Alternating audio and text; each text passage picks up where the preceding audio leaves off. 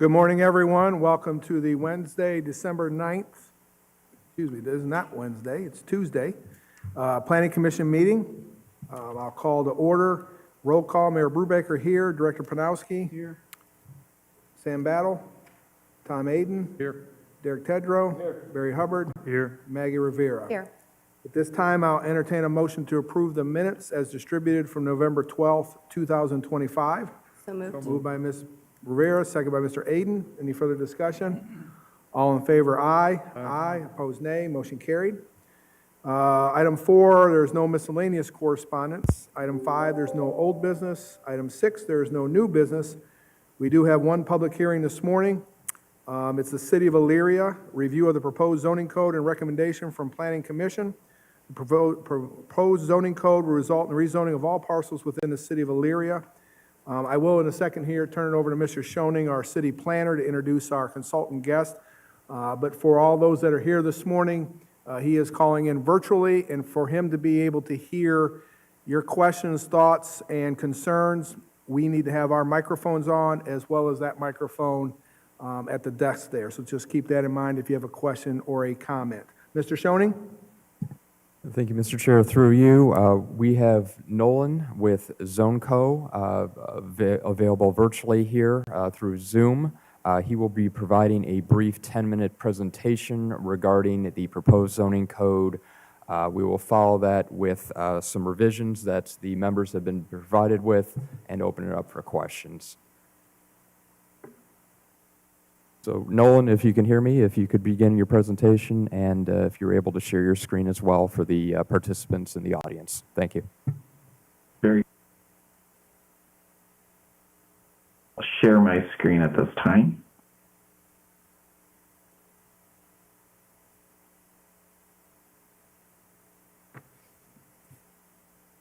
Okay, that should be coming up for you momentarily. If you can see my screen. Chris, can you confirm that that's sharing? We can see it. Thank you.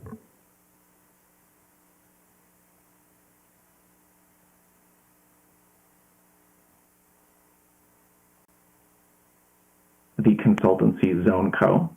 ZoneCo was hired by the City of Elyria along with and under as a sub-consultant of a firm called MS Consultants.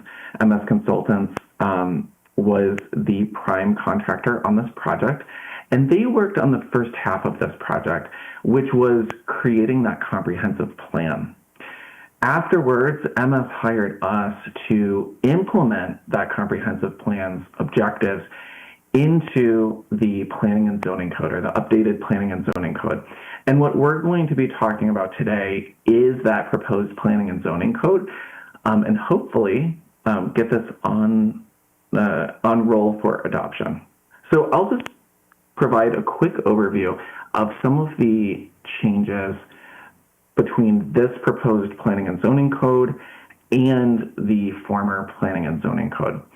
And then after that, as Chris introduced, I will be happy to answer any questions as you consider this very important and very large change to the regulations. First, I'll talk about the introduction and purpose of this project overall. I have my notes on another that. So the proposed Planning and Zoning Code for Elyria represents a comprehensive effort to modernize land use regulations and align them with the city's long-term vision. The primary purpose of this update is to ensure consistencies with Elyria's newly adopted comprehensive plan, which emphasized sustainable growth, economic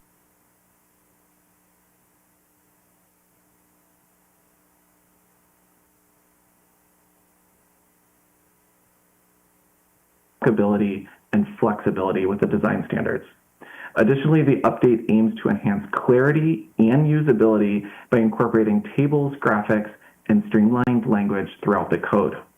These improvements will make the zoning regulations more accessible, we hope, for developers, property owners, and the city staff, reducing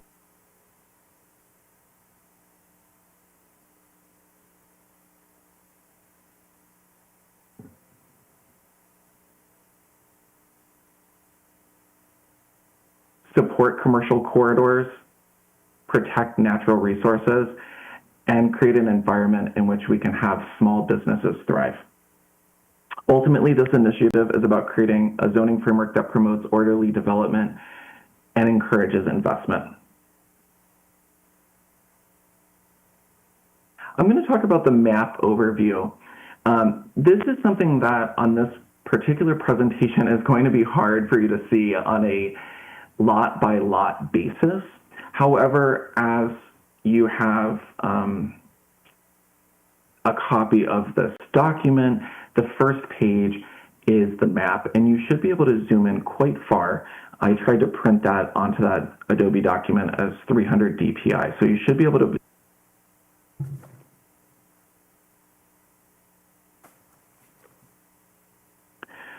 When compared to the existing zoning map, the proposed version demonstrates a clear shift towards modernization and simplification. Several of the older districts that we deemed outdated based on the comprehensive plan have been removed or merged together to reduce redundancy and improve.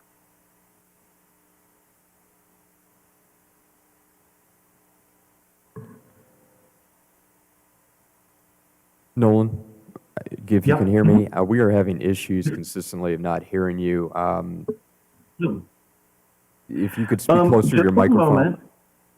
Yeah, what I might do, and I apologize for that, I'm going to go get some external headphones, and I will put those in. So I apologize, but please take a couple minutes as I attach external headphones, and hopefully that addresses the issue.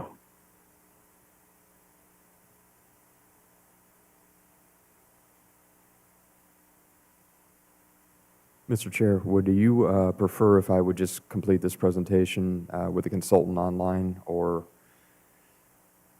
I don't have a problem with that, depending on how long he's going to be, to keep this moving forward. Looks like he's back, Chris.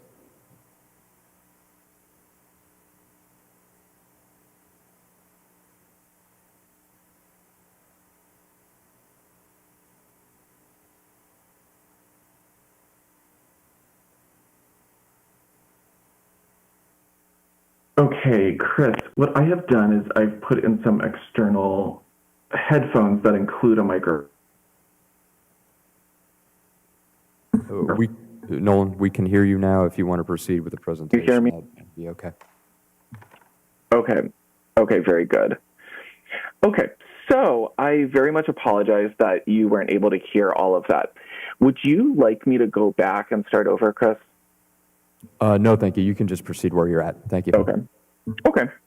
So what I'm going to do now, again, this map is very hard for me to show on a lot-by-lot basis on this particular presentation. So I ask that you go into the PDF document that you received, and you can use the plus and minus tool on Adobe Acrobat or Adobe Reader to zoom in on a lot-by-lot basis. But what I want to do now is just kind of go over how some of those districts were merged. This is a very chaotic illustration here. And these were not merged necessarily on a equal to equal basis. So even though I have some arrows going from one district on the original zoning map to a new district, it doesn't mean that every single lot in that old district went to the new district. It's just saying maybe in general they went to that. So if you see here, I know it's small for you most likely, but there were 15 zoning districts. In the proposed code, we have 9. And this is a trend that we're seeing throughout, is asking the question, do we need the specificity of more zoning districts, or can we simplify the document, make it easier to use, and really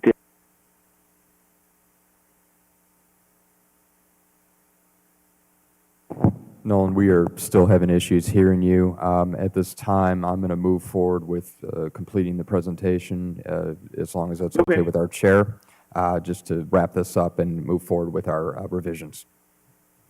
Absolutely. Mm-hmm. Thank you.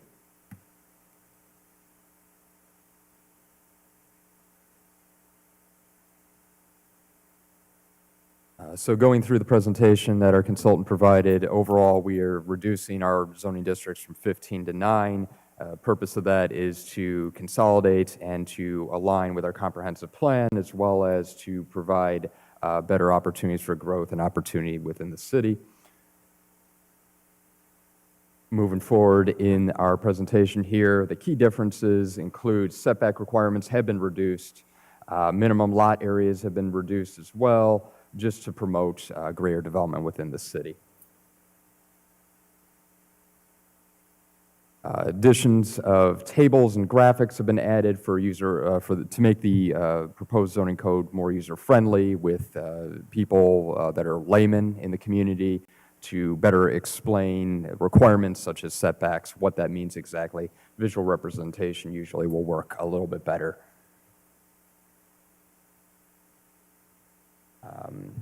As indicated by our consultant, this does align with our comprehensive plan that was approved in 2024 from the City Council.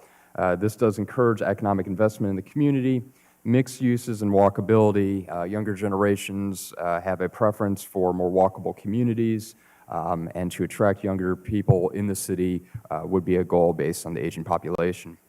Modernized regulations and transparency, as also indicated by our consultant. The last time this was updated was back in 1998. A lot of differences have been made since then.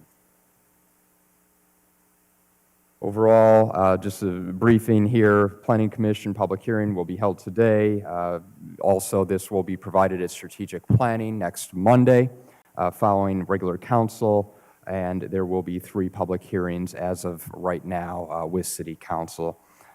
This will be uploaded, and if it does follow our projected path here, we will be having approval in March of this year, Q1 of 2026.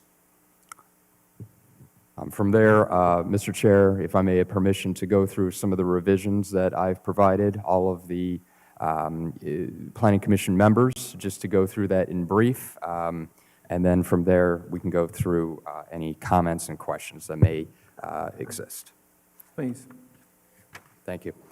So all of you were provided with a list of 13 revisions that I proposed based on the based on the submitted version of the proposed zoning code from December 2nd.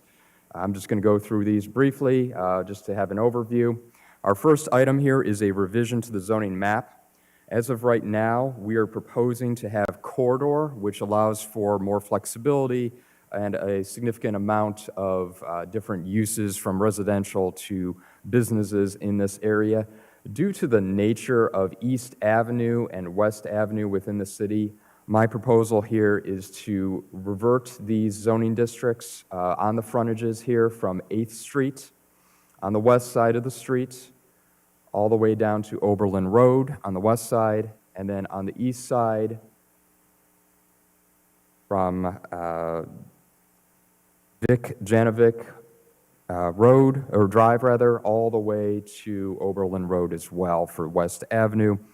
We will repeat this with the from East Avenue, from south of 5th Street to the city boundaries near 16th Street. Like I said, really the built environment in that area is more residential in nature. Having more concentration development in that area wouldn't be preferred, and considering there are not a significant amount of vacant lots in that area, that may be a deterrent for property owners as well to own property within that area. That is the first proposal here of a revision. The second is just a minor tweak in terms of the language that was provided, minor spelling errors in terms of the word ensure, pond was misspelled, just brief tweaks that are made, as you can see in the proposed text versus the existing text, and that is found on page 33 of the proposed zoning code. The third item here is a minor tweak as well. Developers provide a performance guarantee.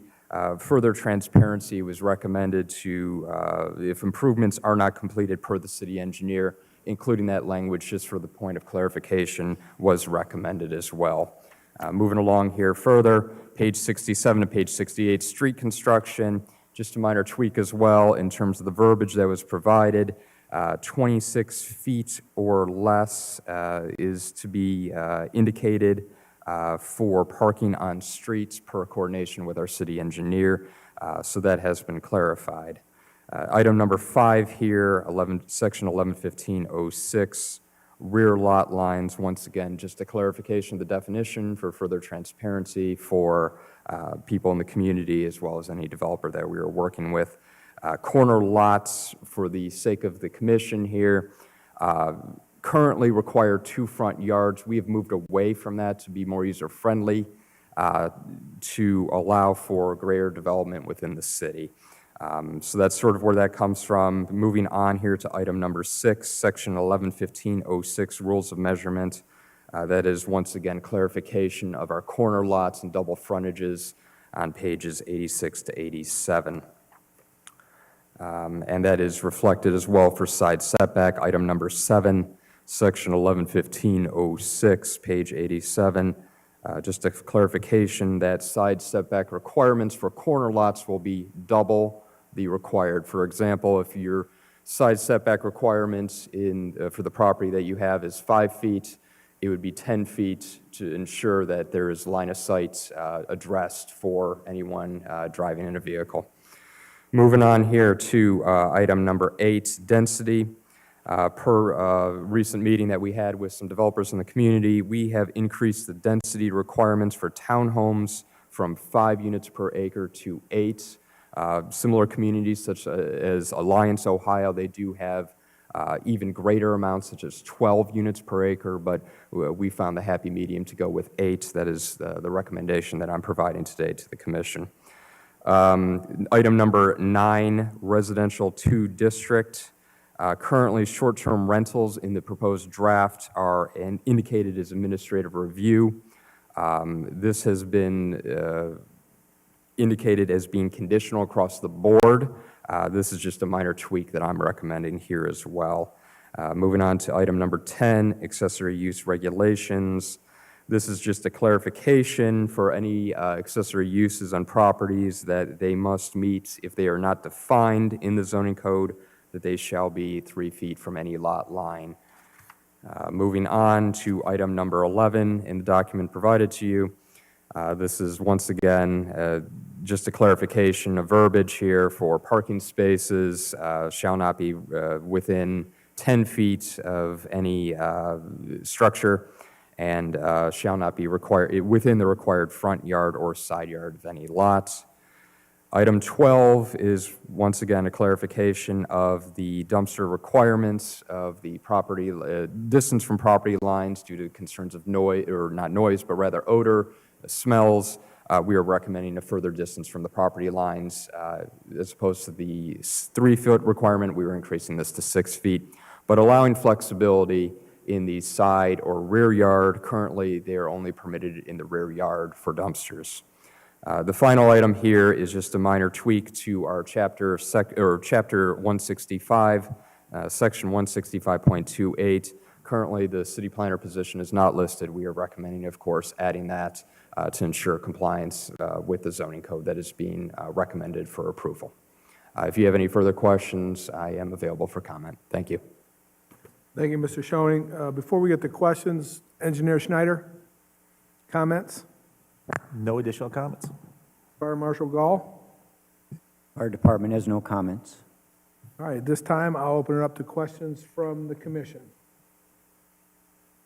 Just a real quick one for that item, that change 1. Just so I understand, the map that you show up here right now, that's the existing, is that correct? So we're changing these from corridor to residential 2? This is for the proposed code, all of this right here. What this would revert to on West Avenue and East Avenue, do you see that beigeish yellow color there, indicated there? It would all be reverted to that color because these are 90+% of them are residential houses. None of them are businesses. So based on some feedback we had from the public, I believe that this would be a better recommendation to not have such a high concentration in those areas of the city. Other questions? Braden? I do. So I'm glad to see the change on West Avenue to remain more consistent with what it is currently, and East Avenue. I still have a question, and I understand everything is about give and take, but I have a question of if we want walking community, I think that's a smart thing to do, but where are they walking to if with our downtown so vacant? And God knows that I wish, it's in my prayer list every night, that it becomes thriving again and really filled. Why would we offer any other location except for downtown for those, just like it says, the food park or the indoor sales and service or any of those, the small entertainment, small restaurant, for indoor dining and that. Why would we want to offer? It'd be nice if our downtown was filled, and then I understand, yes, we need to give them more space to move into, but until then, I just don't understand that. Mr. Chair, through you to address Mr. Aiden's comment. The way we look at this, this zoning code is projected for the next 20, 30 years, as the recent one has been. The momentum that will be hopefully built off of this zoning code will see development in the downtown area. We've updated the terms and everything, but this does give opportunity for areas such as Middle Avenue, Cleveland Street, and other areas of the city that have had historically retail business and, different restaurants, bars in those areas to, prosper in those areas too. Eliminating the West and East Avenue was not a concern of mine, as I discussed with the mayor as well as other individuals with the city staff. But this does give us the opportunity to expand development outside of the downtown area. To have just a solely concentrated pocketed development just in the downtown area, I believe would be a disservice to the community. Having it spread out on our main arterial roadways, as the consultant has provided to us, I believe would be the best compromise and would be the most beneficial. And then the one other question that I have is, so currently for the Landmarks Commission, the in-kind determination is all referred to your office. And I also feel, as being on the Landmarks Commission for 30-something years, that's not the best way to go. I think that it still should come before the Landmarks Commission. They act on that very quickly. I'm sure you're a very busy individual with all the growth we're going to be having in the city the next few years. And I also do not agree with that.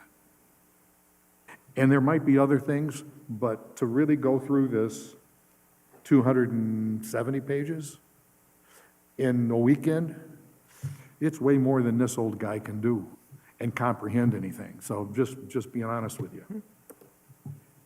And I hand it to all of our other commission members, except for the mayor, because I know he's been probably looking at this all along.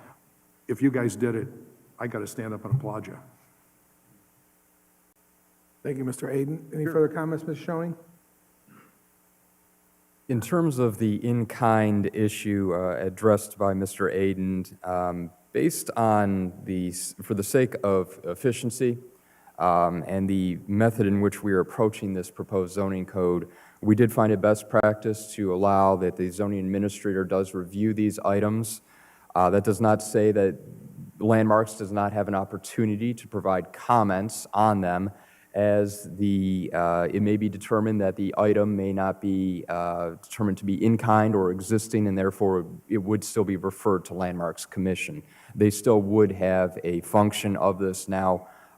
It would not automatically be referred to them. It would have to be reviewed by city staff. But that does align with the proposed zoning code, in which administrative review is applied to a significant amount of projects within the city if it is principally permitted in that district. So that's sort of my roundabout way of answering the question addressed by Mr. Aden. Thank you.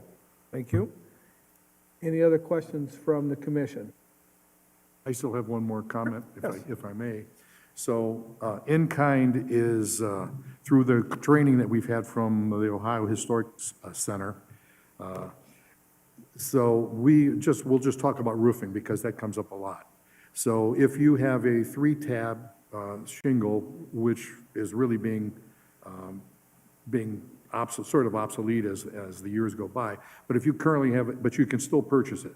So if you have a 3-tab shingle on your 1890s house, which 3-tab wasn't produced at that time, in-kind could mean to someone, well, that's what he's got on there now, so it's in-kind.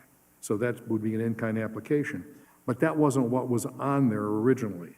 So, and not that we're going to say, you need to put slate on there, because the only person in our district that's put new slate on a house is me. But I wouldn't expect somebody to go to that expense. It's my choice to expend that much money. So those kind of issues come up, in case like they want to change a window in the front of their house or the side of their house that's visible from public view, and say that they had a very inexpensive vinyl window installed prior to the district's formation. In kind would be, yes, you can put another vinyl window in there, which if I was reviewing it, I would say, well, that wasn't appropriate for this particular house. And we've done it multiple times, not for primary windows, but for storm windows. You need to put a double hung window in there. Some of my Amish contacts will make you a window that'll be cheaper than any of those. We'll use sassafras as our frame, because that's what the Amish use on their buggies. It's incredibly rot resistant. If somebody doesn't believe me, because you don't find sassafras at Home Depot or at Carter, you've got to go to an Amish facility to get it. If you go on the wooddatabase.com and look up the rot resistance and fungi resistance on that wood compared to whatever, even compared to cedar, compare it to sassafras, because sassafras now is commercially grown.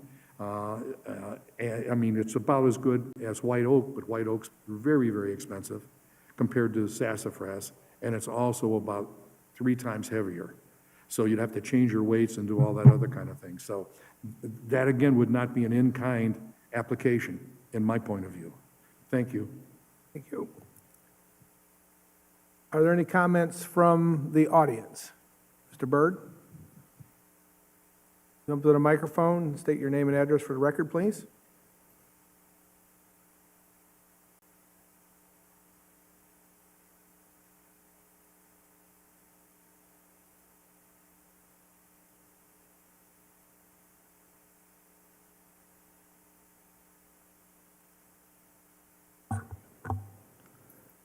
Hello, There you am I go. good now?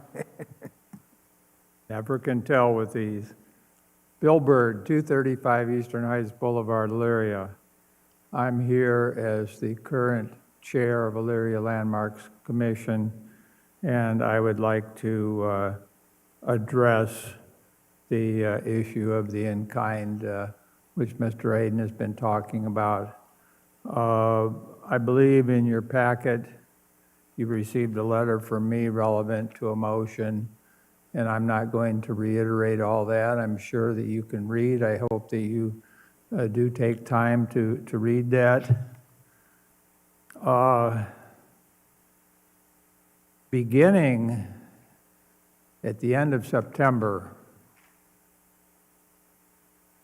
which is less than 2 months ago, I think, no, just over 2 months ago, we found out that the role of landmarks was proposed to be changed significantly by the new zoning code. And so this took to a large amount of work on our part to come up with discussion points. And I appreciate Mr. Schoenig's willingness to change some of the things that were suggested. I don't believe that those changes occurred because of anything I had to say, unfortunately, but more because of administrative input. But however it happens, so that's all good. But, you know, the in-kind, there's so many ways that people on the commission have been helpful to the residents in that district. And a lot of times, they just fill out an application very, very generally. I have 20 years of experience with this. And because we can meet with people, we're familiar with their properties, especially Mr. Aiden, but some of the rest of us too. And, help get details in there that are acceptable and move things to a successful conclusion. And I guess I have to ask, why would you want to pay a staff person here to do what community volunteers are now doing very, very adequately? There have been very, very few complaints to council over the 30-plus years that Landmarks has existed. So I hope that you will reconsider that specific part of it. The other thing that's been a moving target is the zoning relevant to the corridor district. I'm glad to see that that's been moved back. Truthfully, from a standpoint of large percentage of residents, I would say move it even further south. But that's just me looking at the map and knowing the houses. The historic district on West Avenue and adjoining streets is a very, very small pocket. You can almost think of it like these pocket parks. There's 70 buildings there out of 25,000 buildings in the community. And there's special rules relevant to that. It's kind of like a condo association without having an association. And I really think that good work has been done there. It's not perfect, but progress has been made. Multifamily homes have been returned to single family because of rules that were put in place by the zoning that currently exists. I would encourage you to consider the local historic district. There's only one in the town to have a different approach to multifamily within there. Thank you. Thank you, Mr. Byrd. And as a follow-up to that, I did ask and was concerned about the in-kind as well. And I'm kind of curious as to why we would want to do that in-house versus leaving that in the hands of Landmarks as it's been. So, Mr. Schoening, you or Mr. Craig or Ms. Scott can share with that. Mr. Chair, through you, the intent behind switching the in-kind over to staff review, as I indicated earlier, was for the point of efficiency. It does take a couple weeks for usually these meetings to be held. Following our design review standards that we do have currently with the city, this could be treated as such and be reviewed within a week or two, a little bit more efficient than what we are seeing there. There was also concerns of affordability, as indicated by Mr. Aiden.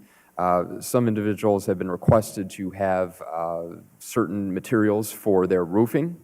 These costs are cost prohibitive. In some instances, they are significantly more, and that was deemed almost a hardship from a legal point of view.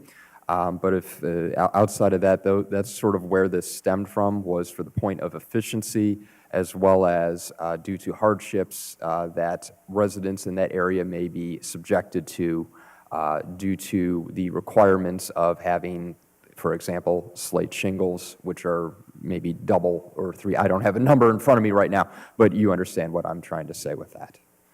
Thank you.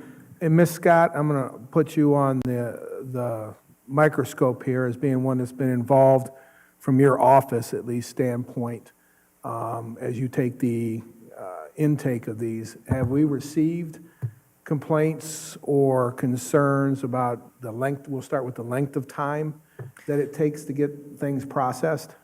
Through you, yes, we have received a few complaints here and there, not a significant amount. I don't have an exact number here for you today. Over the years, comparative to how many applications that have been processed, I don't have that comparison. Now, as far as, complaints received for in-kind work, there have been discrepancies over opinions of what in-kind is. I think Mr. Byrd or Mr. Aiden touched on it with roofing material as an example. So there have been discrepancies and complaints regarding that, as well as windows is another one that we receive. Okay, thank you. Do you know the time frame, average time frame on turning an application around? From the time you receive it until landmarks, is it a couple weeks? Is it 8 weeks? So through you, from the time an application is received, the landmark secretary will go ahead and forward that to the commission, and the commission will typically, come take a look at the application, or they'll review it online. They will have a conversation with the homeowner within a few days, I believe, and if it has to go to the Landmarks Commission for further review and approval, that's when time is extended based on the meeting dates. Okay, great, thank you. Are there any other questions from the commission? Mr. Hubbard? Yes, I mean, I guess relative to everything else that is being changed in among these proposed changes, I guess the question I would have is the historical district there seems to be a rather unique thing within the city. Is that really the efficiency we're trying to improve with these changes? It seems like there's a little extra protection there. I'm just kind of curious why that was, why such the focus on that? Or if that would be something that really would mess things up if we removed that provision and gave the control back over to the Landmark Commission.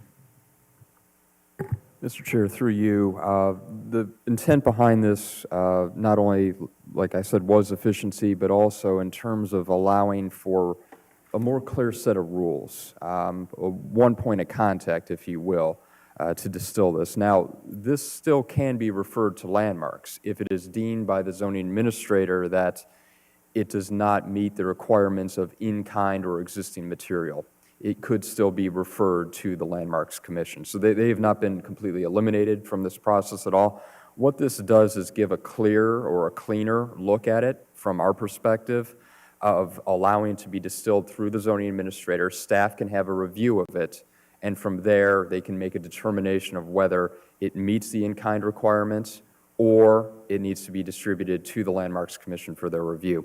I will add, too, there has been conversation with Landmarks per our last meeting that a set of guidelines be established by the Landmarks Commission, clear, concise guidelines that can be provided to the public for greater transparency of what the requirements are within that district. And if they would approve that, I would use that as my review. So it would be coming from the Landmarks Commission. They would provide me a document that it would have to meet X, Y, and Z. If it meets those requirements, then it would move on per their recommendation. If that hopefully makes sense to you. That is something that we have been working on in the background as of right now, not to cause confusion, but they would provide a clear set of guidelines that we currently do not have at this time.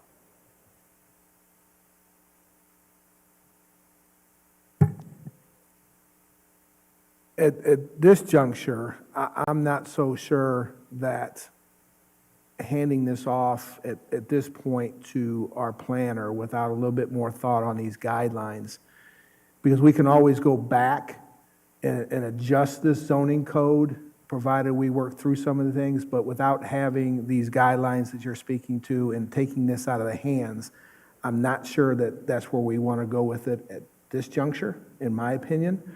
I think leaving it in their hands and working with them on these guidelines, and if we can make that change in the future, might be a better route. Again, that's just my opinion on this. The fact that I've been around a few years, I've never heard of any crazy complaints when it came to landmarks in regards to some of the in-kind stuff and the things that a homeowner over there would be asked to do within that.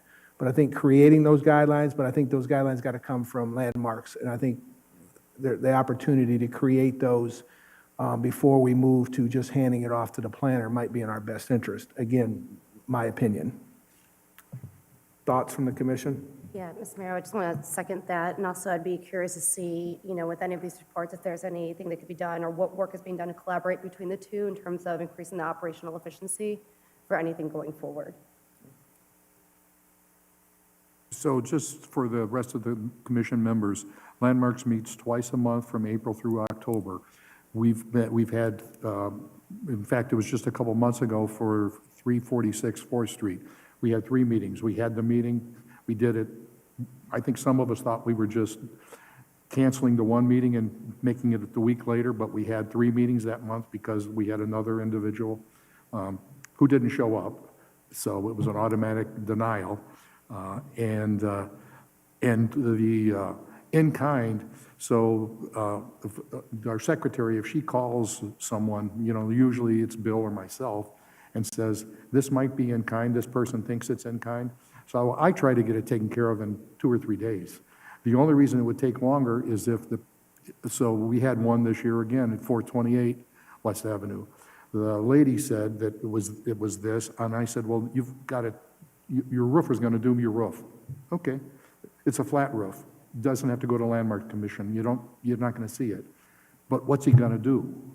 So it was probably took the roofer about 3 or 4 days before he called me, and I said, hey, just fill that out, and we'll approve it that same day we get it into the secretary. My intent is never to slow anybody down. It's try to make things easier for everybody and keep this ball rolling, because I'm always happy when somebody's doing something else to their house in our district. Just so everybody on the commission knew what the timelines were. And truly, I mean, I guess I'm going to be chair next year again. Bill has given me a reprieve for a couple years, and thanks, Bill. But if we need to go to have a special meeting in December, we're having it. I'm calling it. Thank you, Mr. Hayden. Sure. We've been on this the city's been on this for 2 years, Ms. Schoening, better part of a year on this, and we're at the point in time where we're ready to take this to strategic planning and start getting these public hearings going, because we've got to get this done. I think the historic district is such a unique spot in our city. As Mr. Byrd said, it's the only one that we have. I don't want to potentially hold up or cause conflict within this zoning code for an issue such as who is going to review the in-kind stuff. So with that being said, we're going to have a motion here in a second to adopt the zoning code, but I am going to make a motion to revert back to leaving the in-kind, at least for the foreseeable future, to landmarks as it was prior. So I will make that motion. Do I have a second for that? I'll second. Second by Mr. Tedrow. Is there any further discussion on that? Just so I understand, what we're doing is we're basically saying, yes, we like this with that one section being modified to leaving that the way that it was before those decisions going to landmarks. That is correct. Okay. And Mr. I have a Hayden? question. So if there's a couple other issues that I haven't had the time to look through, for one is like currently in residential districts, if you have a dumpster, it has to be enclosed. I don't know if that's in the new one. I haven't had a chance to look through it. There's another one that if a property is, a non-conforming property has been vacant for a year or has been utilized as a single family, say for instance, then it reverts to the current zoning. I haven't seen if that's there. So are we still able to speak to that issue? Well, the motion is on to But leave it I'm- as that, and we can come back to further discussion. Okay. Because that is not relative to the Okay. motion on the floor. Okay. So I do have a motion and a second. Do I have any further discussion on that piece? Seeing none, all in favor, aye. Aye. Opposed, nay. Motion carried. Now, we have the second item. If there is no more further discussion in regards to the zoning code as it is, I will entertain a motion to approve the zoning code as presented today with obviously the change that was just made. Do I have a motion for that? So moved. Moved by Mr. Tedrow. Do I have a second? Second by Ms. Rivera. Is there any further discussion? Okay, so those issues that I just brought up, I'm looking to you for recommendation. Mr. Schoening, do you have an answer to that?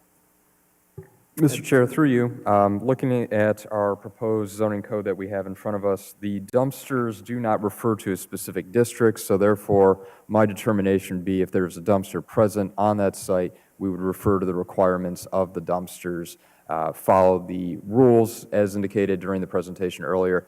For example, 6 feet from any lot line, and of course, any screening requirements are provided per the proposed code that you guys do have. So in order to address that, that would be how we would look at that. Okay, And your second, my second question? can you repeat that, Mr. Oh, Hayden? absolutely. So if a property is non-conforming within the district and it becomes vacant and it sits vacant for 1 year, or if it's utilized as its use, it's sort of like a single family, if it's in a single family district, then it reverts to it loses its grandfathered clause and becomes the zoning of the district. Is that one still in there? Mr. Chair, through you, I would need to look into this further to have a better determination without me spending a significant amount of time going through our current code, just because I do not have it committed to exact memory at this time. But we do have a section here that does refer to changes of a nonconforming use to an allowed use, as well as we do have nonconforming status attached to the land, but like I did say, I will need to look into that further for clarification. Yes, Ms. Schoening, if you would, prior to it going to strategic planning, if you would reach out to Mr. Aden and the commission, quite frankly, with that information. Absolutely, no problem. Anything else, Mr. Aden?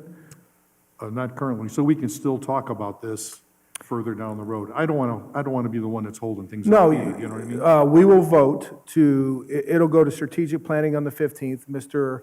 Schoening will get you the answer on that. If you have any other questions between now and then, I would suggest you reach out to Mr. Schoening. Okay, But at strategic planning, there will be another, before council votes on it, there'll be another discussion on Monday night at strategic is planning. that open to the public? That is open to the public, and it is a discussion point, Okay, okay? yep, thank you. Any other questions? So I have a motion and a second to move forward with the zoning. Do I have, all in favor, signify by aye. Aye. Opposed, nay. Motion carried. Thank you, Mr. Schoening. Mr. Thank you, Chair? Ms. Scott, yes. Quick question, just to clarify that the revisions that were provided, were they part of the motion? They were included with the motion, Okay, yes. thank you. All right, that is the end of the public hearings. We have no other public hearings. We have one planning commission case, 2025-100153, 649 South Abbey Road, Plaza LLC, requesting for a lot split and a lot consolidation. Mr. Yost?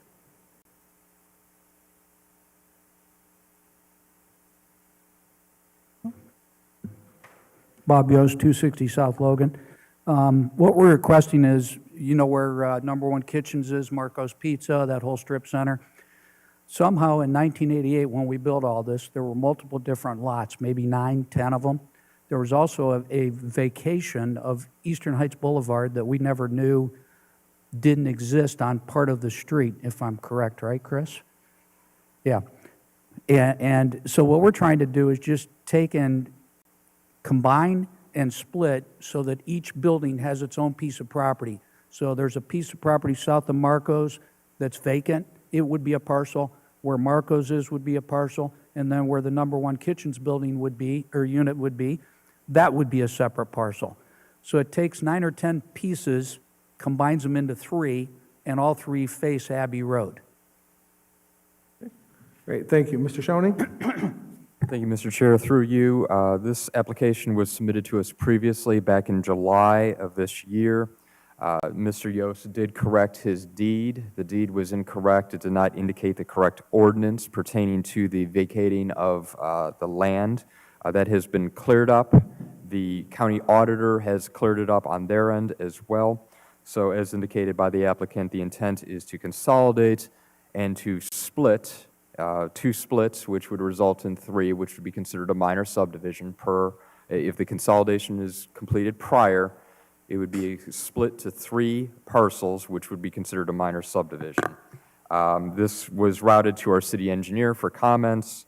I got with Mr. Schneider.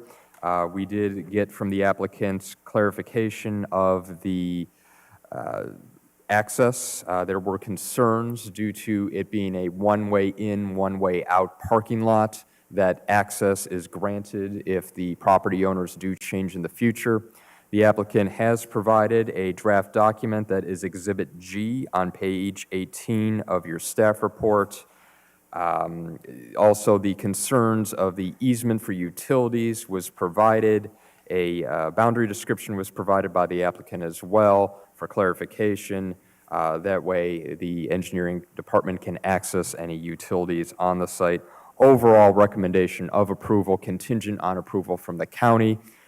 There will also be a need for variances at a later time based on the site plan that was provided to us due to the concerns of the building not being set back properly, along with other concerns that were mentioned in your staff report, and I'm available for any comments or questions. Thank you. Thank you, Mr. Schoening.